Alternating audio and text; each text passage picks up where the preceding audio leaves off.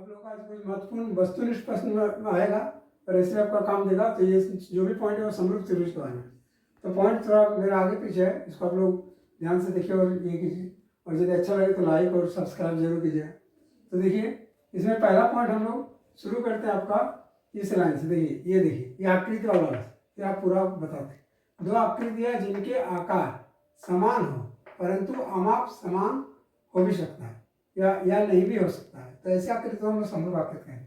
कहने का मतलब क्या है कि दो आकृति है, जैसे मान लीजिए आपका ये दोनों हथेली है, ये दोनों हथेली है, ये दोनों का आकृति आप देखिए, ये हथेली है, किसी छोटा बच्चा का भी ऐसा हथेली हो सकता है, तो दोनों का आकृति तो एक जैसा है, तो उसको हम लोग क्या कहेंगे, उसको हम समरूप कहेंगे। भले इसका आकार छोटा बड़ा हो सकता है, जैसे बड़ा ताजमहल का फोटो आपका किताब में दिखाया गया है, बड़ा ताजमहल और छोटा ताजमहल, तो वो आपका जैसे यहाँ पर दिखाया है तीन अलग अलग, तो ये समरूप है, मतलब उसी का मॉडल है, पर ये सर्वांगसम नहीं है। सर्वांगसम मतलब वो जैसे मेरे ये दोनों हथेली एक दोनों को बराबर है, तो ये आपका हो गया सर्वांगसम। तो ये दूसरा पॉइंट हम लिखे हैं कि सभी सर्वांगसम आकृतियां समरूप होती है, लेकिन सभी समरूप आकृतियां सर्वांगसम नहीं होती। यानी सर्वांगसम जो होगा, सर्वांगसम जो है तो समरूप होगा ही, पर जैसे समरूप है वो आपका सर्वांगसम कैसे होगा, जैसे छोटा बच्चा का ही हथेली है, तो इसमें तो उसका हाथ ढकेगा नहीं, तो वो समरूप हो सकता है पर वो सर्वांगसम नहीं होगा। तो ये दो पॉइंट आपका इंपॉर्टेंट है। अब इसी को लेकर हम लोग अब शुरू से चलते हैं। तो देखिए ऊपर में क्या लिखा है, समरूप त्रिभुज की संगत भुजाएं समानुपाती और संगत कोण समान होती, ये पहला पॉइंट है। देखिए समरूप त्रिभुज मतलब जैसे हम यहाँ पर एक त्रिभुज है, इस तरह दो त्रिभुज है और दोनों त्रिभुज को यदि हम तुलना करेंगे तो उसकी संगत भुजाओं का जैसे ये अनुपात है वो एक दूसरे के समान होगा, अनुपात में समान होगा। ठीक है, यहाँ अनुपात बोल रहे हैं, भुजा को नहीं बोल रहे हैं, अनुपात। जैसे यहाँ पर हो गया AD बटा BD बराबर दूसरा त्रिभुज का जो होगा उसका अनुपात का अनुपात, और दूसरा इसका संगत कोण, जैसे इसका कोण है और दूसरा त्रिभुज है, मान लो इसका नाम कोण D दिए तो A कोण D से होगा, इस तरह तुलना करना। तो इस लाइन को आप लोग याद रखेंगे, समरूप त्रिभुज की संगत वजह समानुपाती होती है और संगत कोण समान होती है। दूसरा ये बहुत इंपॉर्टेंट लाइन है, सभी समबाहु त्रिभुज वर्ग और वृत्त समरूप होती है, ऑब्जेक्टिव पूछता है, इसको ध्यान रखिएगा कि सभी समबाहु त्रिभुज, कि समबाहु त्रिभुज में तीनों भुजाएं समान होती है, भले वो छोटे बड़े हो सकते हैं। उसी तरह वर्ग का आकार भी होता है, चारों भुजाएं दोनों समान होती है, और वृत्त में भी उसके आपका व्यास के अनुसार हो सकता है, तो उसका अनुपात क्या होगा, एक दूसरे समान हो सकते हैं, इसलिए समरूप होते हैं। तो ये दोनों पॉइंट को बहुत इंपॉर्टेंट है, इसको याद रखिएगा।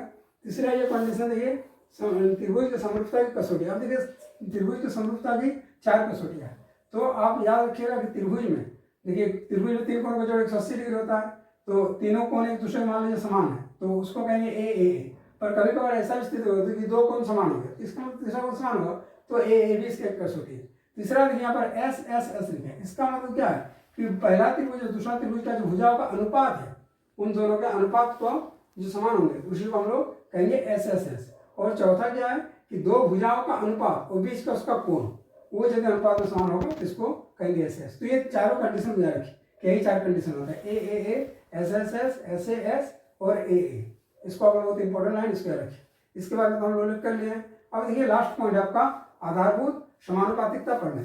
तो आधारभूत समानुपातिकता प्रमेय इसको कहेंगे यदि किसी त्रिभुज की एक भुजा के समांतर अन्य दो भुजाओं को भिन्न भिन्न बिंदुओं पर प्रतिच्छेद करने के लिए एक रेखा खींची जाए तो अन्य दो भुजाएं एक ही अनुपात में विभाजित होती है। मतलब ये वाला जो बात है इसी को आपका कहा गया है। ये जो चित्र यहाँ ड्रॉन किए हैं इसमें देखिए एक त्रिभुज है, तो इस त्रिभुज को दो मतलब ये भुजा किसके समांतर है, जिस विषय के समांतर डी है, और दो इसके अलग और भुजाएं जैसे AD और AC, तो उसको भिन्न भिन्न बिंदु AD और D पर वो क्या करते हैं, वो काटते हैं। तो उसी बात को यहाँ पर लिखा गया है कि एक भुजा के ये BC है उसके समांतर है D और भिन्न भिन्न बिंदु है आपका D और E है, तो इसको जब काटेंगे तो इस समानुपाती होगा, यानी AD बटा DB बराबर A बटा AC। और ये सिर्फ आपको थेल्स प्रमेय कहते हैं, आधारभूत समानुपातिक प्रमेय। और इस बार ये वाला प्रमेय आएगा, तो इस प्रमेय को आप लोग पक्का एकदम तैयार किया और इन सभी से आपका ऑब्जेक्टिव क्वेश्चन पकड़ाएगा। तो इन सभी लाइन को आप लोग ध्यान से रिमेंबर याद कर लीजिए।